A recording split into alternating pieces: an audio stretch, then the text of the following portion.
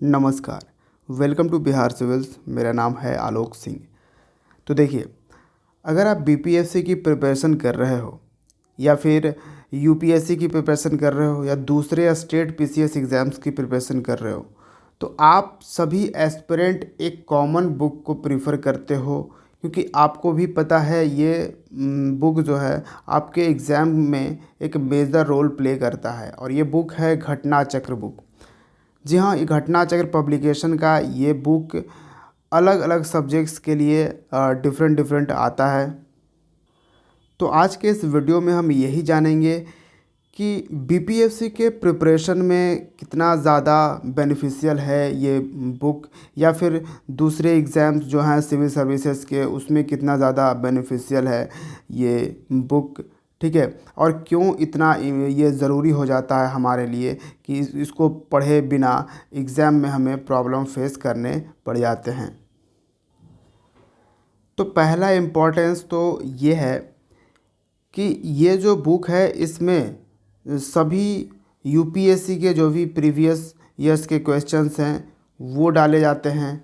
BPSC के भी जो प्रीवियस ईयर्स क्वेश्चंस हैं वो डाले जाते हैं। दूसरे स्टेट पीसीएस हो गया, मध्य प्रदेश, उत्तर प्रदेश पीसीएस, इन सब के जो प्रीवियस ईयर्स क्वेश्चंस होते हैं वो सब इसमें आपको मिलेगा। और आपको पता होगा किसी भी एग्ज़ाम्स को प्रिपेयर हम जब करते हैं तो हमें प्रीवियस ईयर्स पेपर पढ़ना ही पढ़ना होता है। ठीक है, तो इसमें सारे ये जो सिविल सर्विसेज एग्ज़ाम्स हैं उन सब के पेपर एक साथ इसमें आपको मिल जाएंगे, और वहाँ पर डेट वाइज भी मिल जाएगा कि ये पेपर में ये क्वेश्चन जो है किस ईयर में पूछा गया था, किस ईयर के एग्ज़ाम में पूछा गया था। ये सब चीज़ें भी वहाँ पे मिल जाती है। ठीक है, मैं वो बुक भी दिखाऊंगा। दूसरा ये हो जाता है कि इसमें हमें चैप्टर वाइज क्वेश्चंस मिल जाते हैं बिल्कुल अरेंजमेंट के साथ। जैसे अब मैंने एक एग्जांपल के तौर पे इंडियन हिस्ट्री का बुक उठाया है। ठीक है, तो अगर इंडियन हिस्ट्री के बुक में अगर देखते हैं तो बिल्कुल चैप्टर वाइज ये हमें मिल जाता है। एंशियंट हो गया, मिडिवल हो गया, या फिर उसके बाद मॉडर्न हो गया, तो बिल्कुल।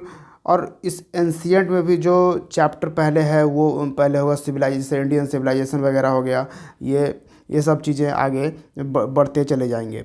ठीक है, और एक जो मेजर पार्ट है इस बुक का, एक मेजर चीज़ें हैं वो है डिटेल्ड एक्सप्लानेशन, कि हर क्वेश्चंस के जस्ट नीचे आपको एक डिटेल्ड एक्सप्लानेशन मिलेगा।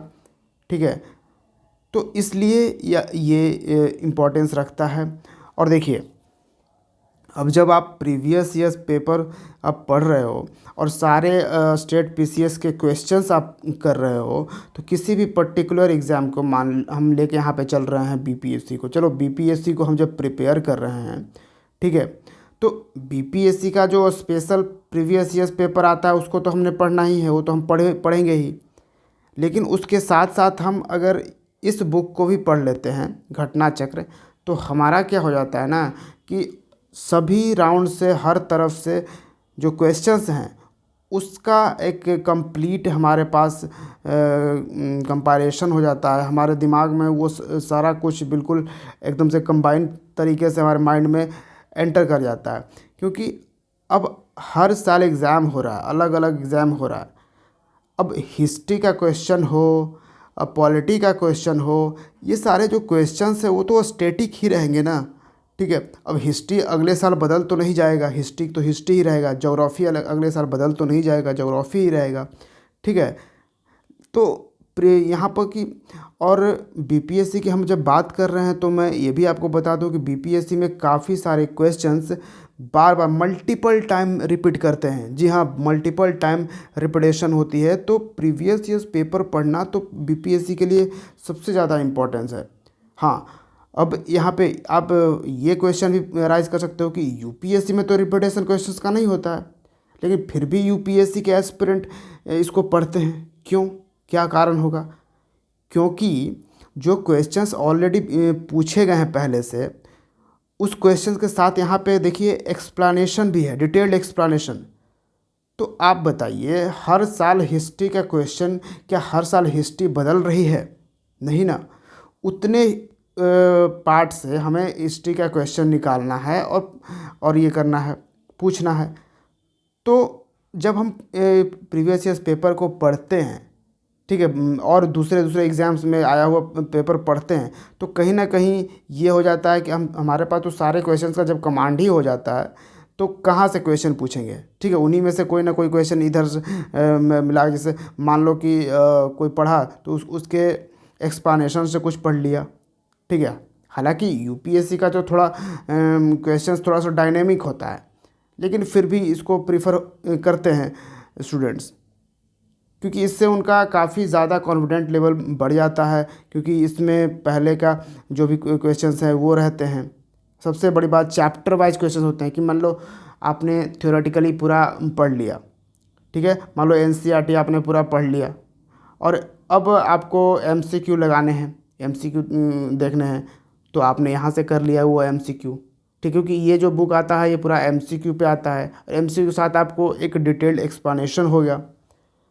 तो ये तो 3 हो गए, ठीक है, मोस्ट इम्पॉर्टेंट। और 2 क्वालिटीज़ ये हैं, 2 बेनिफिट्स ये हैं कि ये ऑलमोस्ट सभी सब्जेक्ट्स के लिए आता है।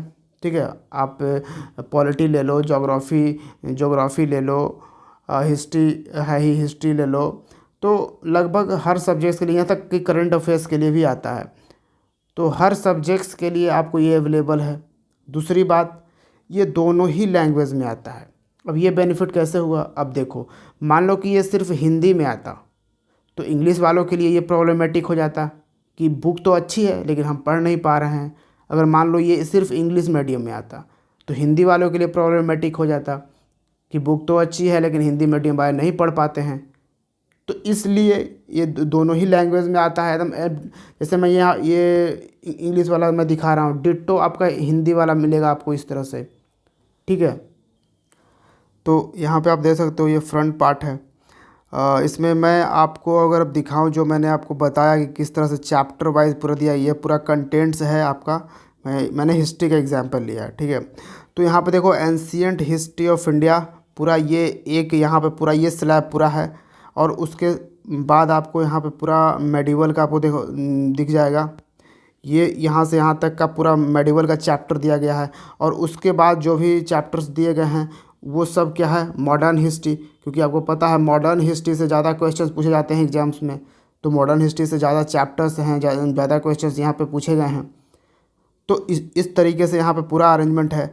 और उसके साथ साथ आपको यहाँ पे चैप्टर भी आपको दिख रहा होगा कि जैसे एंशिएंट हिस्ट्री को लिए तो पहला स्टोन एज है, इंडस वैली सिविलाइजेशन है, वैदिक एज है। ठीक है, मेडिवल हिस्ट्री में देखिए मुस्लिम इन्वेजन ऑफ इंडिया, दिल्ली सल्तनत, खिलजी डायनेस्टी, तुगलक डायनेस्टी, ये सारा कुछ हम चैप्टर वाइज क्वेश्चन जो आए हैं सभी एग्जाम्स में आए हुए हैं। बस इसका अरेंजमेंट ऐसे आपको दिख रहा है। तो पढ़ने में एक इंटरेस्ट आता है, क्योंकि हमें उसके आंसर्स चेक करने के लिए बार बार पेज को पलटना नहीं पड़ता है। जैसे ही वहाँ पे ही क्वेश्चंस हो गया, उसके नीचे आंसर्स मिल गए। रुकिए मैं आपको वो भी दिखला देता हूँ। तो ये फॉर्मेट होता है, ये देखिए यहाँ पे थोड़ा डिटेल भी इस बार पहले से दिया है। एंशिएंट हिस्ट्री ऑफ इंडिया में स्टोन एज का डिटेल थोड़ा सा दे दिया है, क्योंकि ये सारी चीज़ें इसलिए डिटेल पहले से दे दिया है क्योंकि ये सभी इससे क्वेश्चन रिलेटेड यहाँ पे पूछे गए हैं। तो वो पहले से यहाँ से आप देख सकते हो। अब यहाँ पे देखो कैसे यहाँ पे डिटेल दिया जाता है। यहाँ पे क्वेश्चन है, उसके साथ ये ऑप्शन आपका दिया गया है, बताया गया है कि यूपी पीसीएस के प्री में 2010 में ये क्वेश्चंस पूछा गया था। और इसके ऑप्शन यहाँ पे आंसर दे दिए गए हैं, उसके साथ यहाँ पे डिटेल्ड एक्सप्लेनेशन दिया गया है। ठीक है, इसी तरह से काफ़ी जगह आप सभी को आप देख सकते हो कि कितना मतलब एक्सप्लेन किया गया है, कितना डिटेल में। यहाँ पे आप देखो ये 1997 का the first serial used man was, तो यहाँ पे सी ऑप्शन बार्ली। अब उसके बारे में पूरा यहाँ पे एक्सप्लेनेशन दे दिया है, जिससे कि हमें एक डिफरेंट चीज़ें भी मिल जाती हैं। अब अगर आप सिर्फ वन लाइनर फॉलो करोगे, वन लाइनर वाला बुक फॉलो करोगे, तो ये तो आपको नहीं मिलेगा, और यही ज़रूरत है। ठीक है, क्योंकि कोई ज़रूरी तो नहीं ना है कि हाँ, ये बात अलग है कि हम बीपीएससी के पेपर्स कर रहे थे, इसमें प्रीवियस ईयर्स पेपर्स काफ़ी बार रिपीटेड होते हैं। बहुत ज़्यादा रिपीट करते हैं, मतलब मल्टीपल टाइप से। इस एग्ज़ाम्स में भी सेम आएगा, अगले में सेम आएगा, अगले में भी सेम ऐसे आता है। मोस्टली जो बिहार स्पेसिफिक जो स्टैटिक पार्ट होता है वो तो बहुत ज़्यादा रिपीट करता है। तो प्रीवियस ईयर्स पेपर बीपीएससी के लिए तो बहुत ज़्यादा पढ़ना ज़रूरत है। और अगर प्रीवियस ईयर्स पेपर से हट के अगर बीपीएससी में क्वेश्चन सेट करता है तो वो आप यहाँ से पकड़ सकते हो, ये घटना चक्र वाले बुक से। समझ रहे हो बात। और यहाँ पे देख लो, यहाँ देख लो, ये एमपीपीसीएस में ये क्वेश्चन पूछा गया था। इसी तरह से देखो एक इंडस वैली सिविलाइजेशन, ये अब अलग से फिर से यहाँ पे पूरा इंडस वैली सिविलाइजेशन का पूरा डिटेल दे दिया गया है। और उसके बाद क्योंकि ये सारे जो डिटेल हैं वो आगे के जो क्वेश्चन पूछेगा उस क्वेश्चंस में होंगे, तो ये सारा कुछ ये डिटेल्स इंडस वैली सिविलाइजेशन का दे दिया है, जितना भी कॉम्पिटेटिव एग्जाम में पूछा जाएगा आपसे। समझ रहे हो बात। तो ये सारा चीज़ें आपको यहाँ पे दे दिया गया है, आप यहाँ पे देख सकते हो।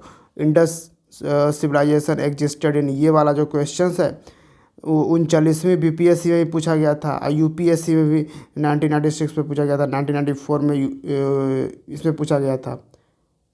तो क्वेश्चन भले ही पुराना आपको लग रहा है, लेकिन ये क्वेश्चन फिर से रिपीट हो सकता है, इसमें इसमें बहुत ज़्यादा पॉसिबिलिटी होती है।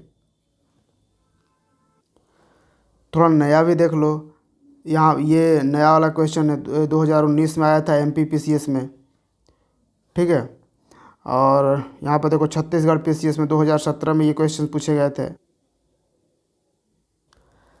तो इसलिए हमारे लिए ज़रूरी हो जाता है कि हम बीपीएससी की प्रिपरेशन कर रहे हों, यूपीएससी की प्रिपरेशन कर रहे हो, या दूसरे स्टेट पीसीएस की प्रिपरेशन कर रहे हो, घटना चक्र हम ज़रूर पढ़ते हैं। और एक बार पढ़ने से नहीं होगा, जी हाँ बिल्कुल, एक बार पढ़ने से नहीं होगा, कम से कम 2 से 3 बार आपको पढ़ना होगा इसको, तब जाकर आप बिल्कुल कॉन्फिडेंट हो जाएंगे और आपको एग्ज़ाम में दिखेगा कि हम कैसे आपका प्रिपरेशन क्या है, वो आपको एग्ज़ाम में समझ में आ जाएगा। समझ रहे हो।